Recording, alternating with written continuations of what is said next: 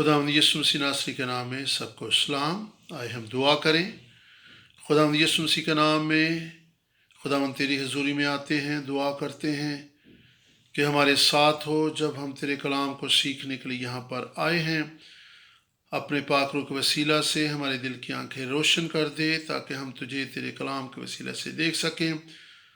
हम ये दुआ खुदावंद यीशु मसीह के नाम से मांगते हैं, आमीन। इस वक्त हम 10 अहकाम का मुतालिया कर रहे हैं। मेरी दुआ है कि हम समझ सकें कि 10 अहकाम अपने लोगों को देने के पीछे खुदा का क्या मकसद और इरादा था, और इस बात को समझ सकें और इसकी गवाही दे सकें कि कलाम खुदा वाज़े करता है कि 10 अहकाम हज़ारों साल पहले दी जाने वाली शरीयत नहीं जो अब फरसुदा हो चुकी है, बल्कि ये तो आने वाली तमाम पुश्तों के साथ खुदा का अब्दी अहद है, यानी दायमी अहद जो खुदा और उसके लोगों को आज भी एक दूसरे के साथ एक ताल्लुक़ और रिश्ते में बांधे रखता है। ये 10 अहकाम सिर्फ इसराइलियों के लिए ही ना थे, बल्कि आज हम सब के लिए भी खुदा की तरफ से एक ज़ाब्ता हयात है। आए तीसरे हुक्म से आज की स्टडी का आगाज़ करें। जैसा कि आप इनवान से ही देख सकते हैं, तीसरा हुक्म खुदा के नाम से शुरू होता है। खुदा का नाम क्या है? आए देखें कि तीसरा हुक्म क्या फरमाता है। तो खुदावंद अपने खुदा का नाम बेफ़ायदा ना लेना। खरूज 20 बाब और पहली आयत से आप 10 अहकाम को देख सकते हैं, और फिर खरूज 20 बाब 7 आयत, इस्तिश्ना 5 बाब 11 आयत में दोबारा यह अहकाम मर्द खुदा मूसा ने बनी इसराइल को दोहराए। ये उस वक्त की बात है जब वो वादा की सरजमीन यानी मुल्क कनान में दाखिल हुआ चाहते थे। मैं चाहती हूँ कि आप खुदा के नाम पर तवज्जो दें। खुदा का नाम क्या है? ये खुदावंद है। आए चंद एक चीज़ों पर गौर करें। अव्वल, इसका क्या मानी है? नाम की क्या अहमियत है?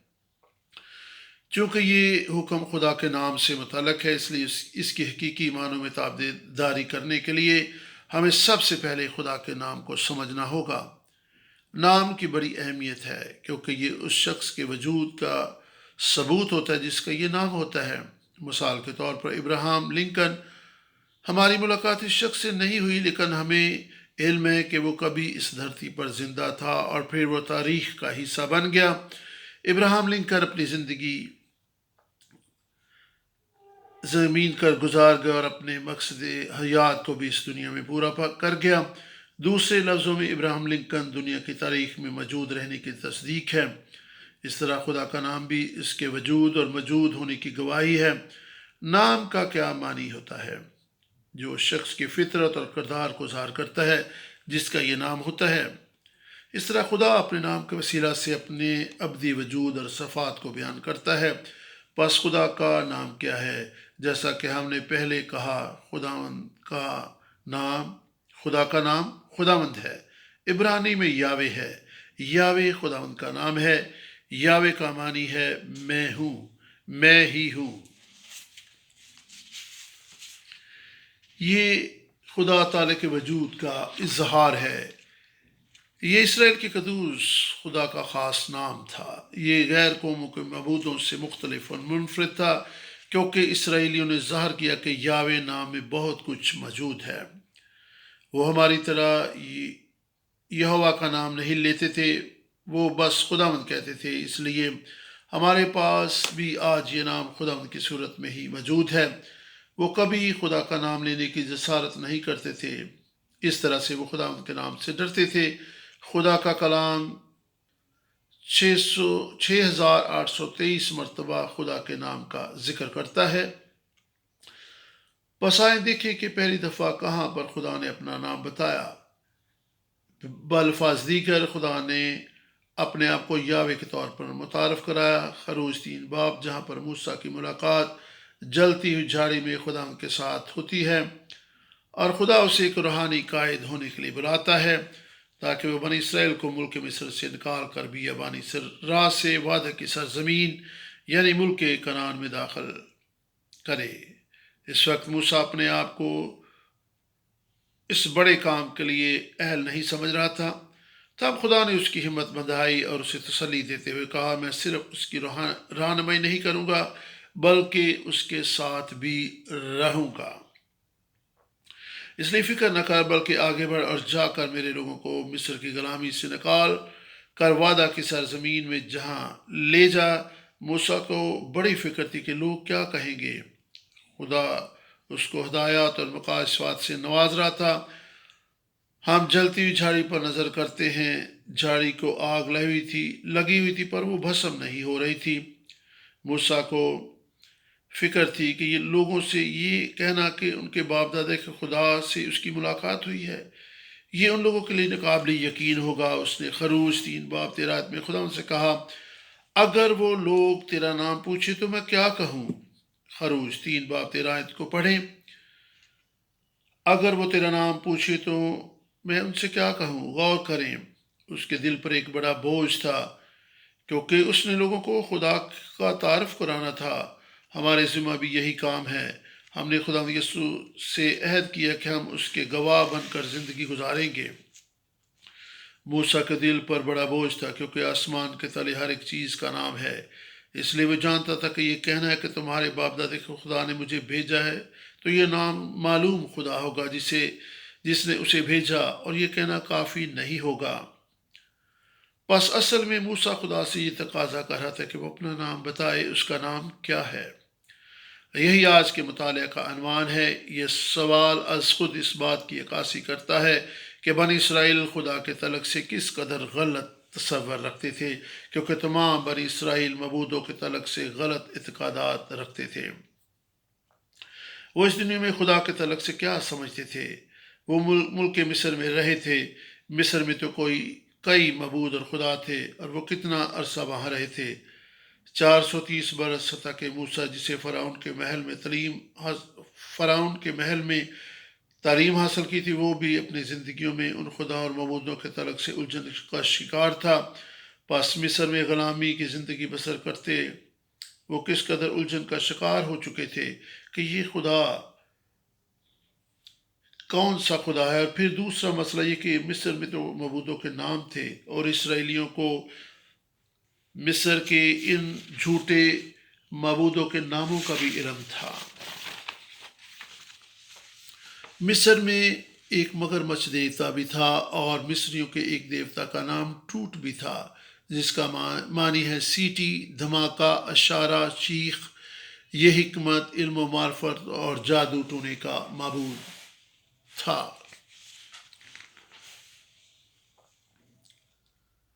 یہی وجہ کہ موسیٰ نے خدا سے اس کا نام پوچھا تاکہ اسے لوگوں کے ساتھ منسلک کر سکے، ان کے سامنے بیان کر سکے۔ بالفاظ دیگر، موسیٰ کو کئی خداؤں کے بارے میں علم تھا، یعنی اسے اب اس خدا کے بارے میں جاننا تھا کہ یہ کون سا خدا ہے، تاکہ اسے دوسرے معبودوں سے الگ اور منفرد کر کے بتا سکے۔ ابراہیم بیان کرتا ہے کہ خدا کا نام کیوں کر ضروری ہے۔ وہ بیان کرتے ہیں کہ اس گناہ بھری دنیا میں گناہ کے داخلے کے سبب سے لازم ہے کہ نام بھی ہوں، اس لیے حقیقی اور زندہ خدا کو دوسرے معبودوں سے الگ اور منفرد کر کے بتانے میں بڑی الجھن پائی جاتی ہے۔ پوری بائبل مقدس میں ہم دیکھتے ہیں کہ خدا اپنا تعارف ناموں سے نہیں کراتا، لیکن ہمیں اس بات کو سمجھنا ہوگا کہ موسیٰ نے کہاں پر پوچھا کہ تیرا نام کیا ہے۔ اس سوال کا جواب دیتے ہوئے کہ خدا کو کس قدر دکھ محسوس ہوا ہوگا۔ اس بات کو اس طرح سے دیکھیں، ہم اپنے والدین کو کس طرح سے پہچانتے ہیں۔ آپ کس طرح پہچان سکتے ہیں کہ وہ سب والدین ہیں؟ مجھے بس علم ہے کہ وہ والدین ہیں۔ ہم ان کے چہروں پر نظر ڈالنے سے جان جاتے ہیں، ہم ان کے چال ڈھال، گفتار سے واقف ہیں۔ ہم اپنے والدین کی طرح ہی زندگی بسر کرتے ہیں۔ کیا کوئی بچہ اپنی ماں کے پاس آ کر کہے گا، کیا آپ میری ماما ہو؟ ماں کہے گی جی ہاں۔ تو پھر لازم ہے کہ تم ہی میری ماں ہو۔ کون سا بچہ اپنی ماں سے اس طرح کا رویہ اختیار کرے گا؟ کون سے والدین جو اپنے والدین کو ان کے نام لے کر پکارتے ہیں؟ فرض کریں آپ کی ملاقات آپ کے والد سے 40 سال بعد ہوتی ہے، اس کا نام جان ڈو ہے، آپ کا نام جان ڈو ہے اس لیے تم میرے باپ ہو، پھر آپ کی ملاقات اسی نام کے کسی اور شخص سے ہوتی ہے، تو کیا آپ اسے بھی اپنا باپ کہہ کر پکاریں گے کیونکہ اس کا نام بھی جان ڈو ہے؟ کیا آپ اس بنا پر اسے اپنا باپ ماننے کے لیے تیار ہوں گے؟ ہم بالکل بھی ایسا نہیں کرتے۔ ہم اپنے باپ کی گفتگو وضاقتہ کو پہچان کر اسے اپنا باپ کہتے ہیں کہ ہم اپنے خدا سے واقف ہیں۔ کیا ہم اسے آئے پیارے خدا یا آئے باپ کہہ کر پکارتے ہیں؟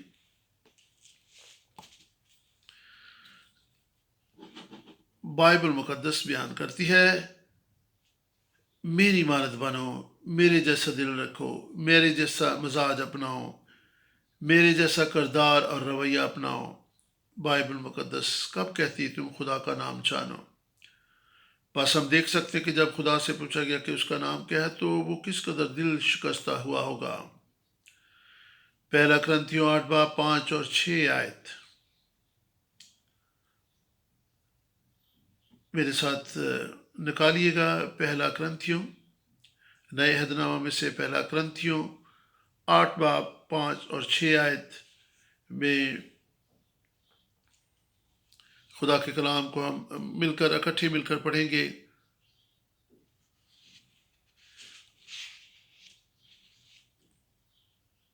پہلا کرنتھیوں 8 باب 5 اور 6 آیت بیان کرتی ہے، اگرچہ آسمان اور زمین میں بہت سے خدا کہلاتے ہیں، چنانچہ بتیرے خداوند اور خدا ہیں، لیکن ہمارے نزدیک تو ایک ہی خدا ہے، یعنی باپ جس کی طرف سے سب چیزیں ہیں اور ہم اسی کے لیے ہیں، اور ایک ہی خداوند ہے۔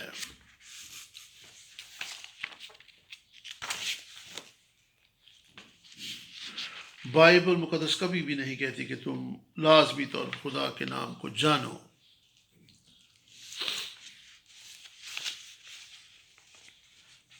اگرچہ پہلا کرنتھیوں 8 باب 5 اور 6 آیت میں ابھی ہم نے پڑھا کہ اس دنیا میں کئی معبود، کئی دیوتا اور کئی خدا کہلاتے ہیں، لیکن اصل میں ایک ہی خدا ہے، ایک ہی معبود ہے، اور جس نے آسمان اور زمین کو بنایا ہے۔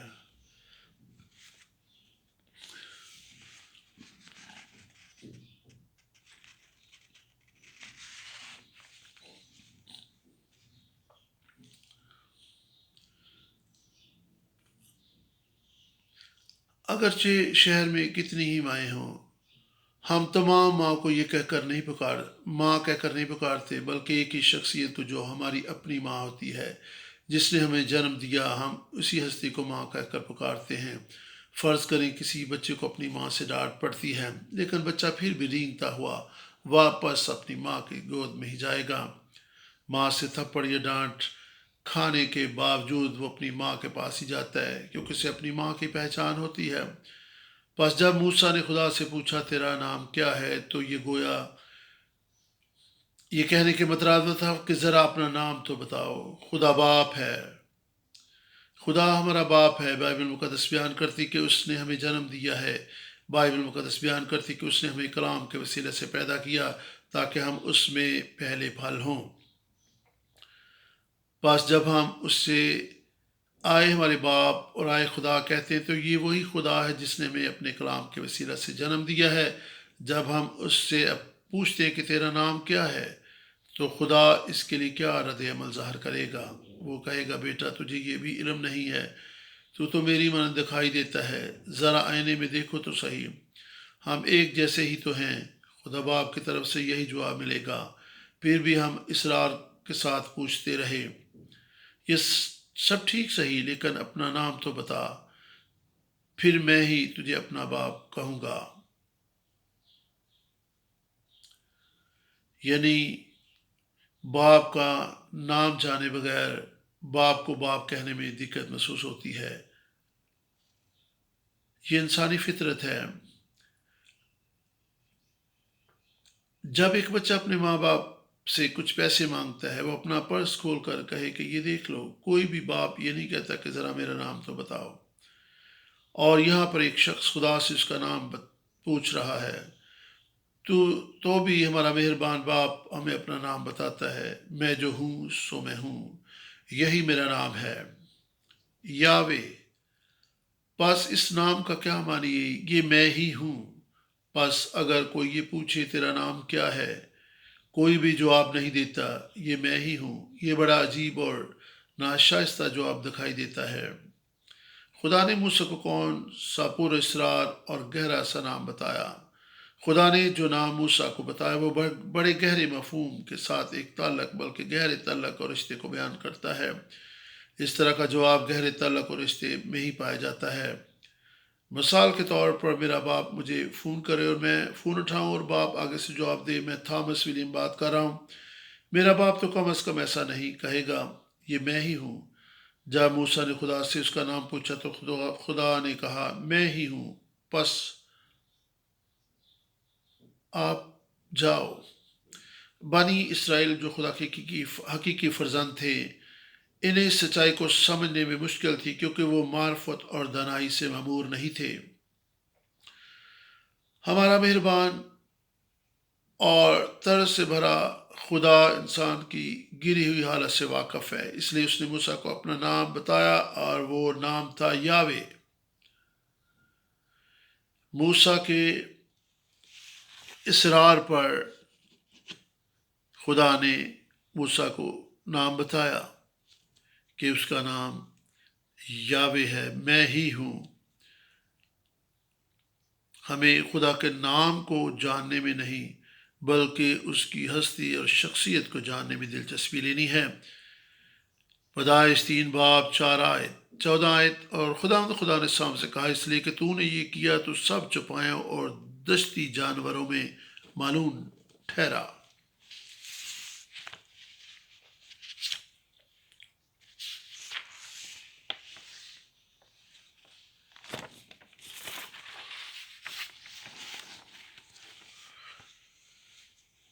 خدا موجود ہے اور بغیر کسی نام کے عبدالآباد زندہ ہے۔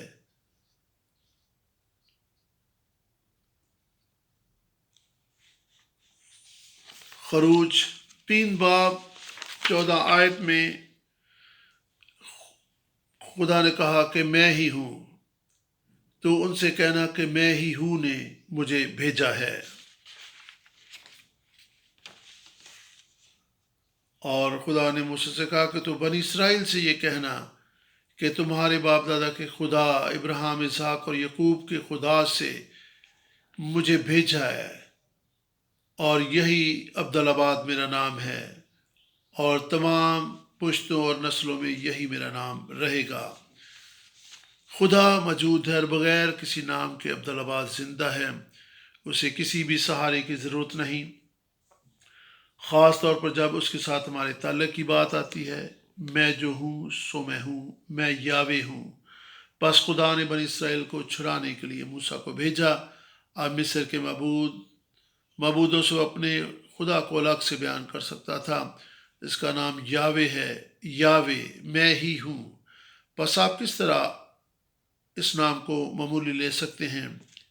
اسی لیے تو ہم خدا کے اس تیسرے نام کا مطالعہ کر رہے ہیں۔ تو خداوند اپنے خدا کا نام بے فائدہ نہ لینا۔ میرا ایمان ہے کہ آج کے مطالعہ سے ہم نے خدا کے تعلق سے مزید جانا ہے۔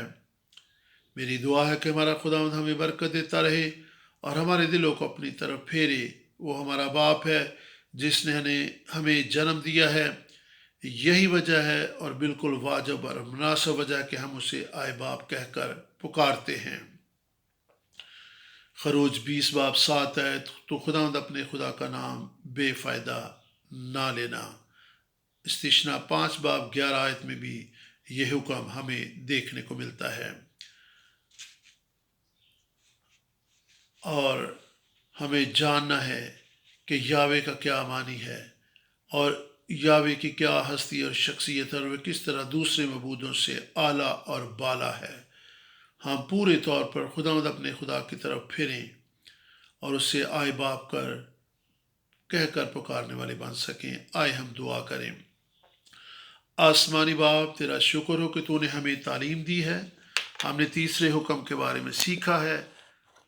آسمانی باپ، ہم تیرے روحانی فرزند ہیں، تو نے ہمیں جنم دیا ہے، ہم جانتے ہیں کہ تیرے بغیر ہم روحانی یتیم ہیں، کوئی ہمارا پرسان حال نہیں ہے۔ اس دنیا کے جھوٹے معبودوں کے لیے ہمارے دل میں کوئی جگہ نہیں ہے۔ تو زندہ اور جلالی خدا ہے۔ ہم مصر کی طرح اس دنیا کے غلام تھے، لیکن تو نے ہمیں مسیح یسوع میں اپنے فرزند بنا لیا ہے۔ اب ہمیں علم ہے کہ ہمارا باپ کون ہے۔ تو کائنات کا خالق اور مالک ہے۔ یاوے تیرا ازلی اور ابدی نام ہے، اور تو ہی دیگر معبودوں سے سربلند ہے۔ اپنی ذات اقدس کا ہمیں مکاشفہ دے کہ ہم تجھ پر بھروسہ کرنے والے ہوں، ہم کسی طور پر خوف زدہ ہونے والے نہ ہوں، ہم دلیر ہو جائیں، کیونکہ تو ہمارا خدا زندہ ہے، ہمارے ساتھ موجود ہے۔ میں ہی ہوں ہمارے ساتھ ہے۔ خداوند تیرا شکر ہو، یسوع کے نام میں آمین۔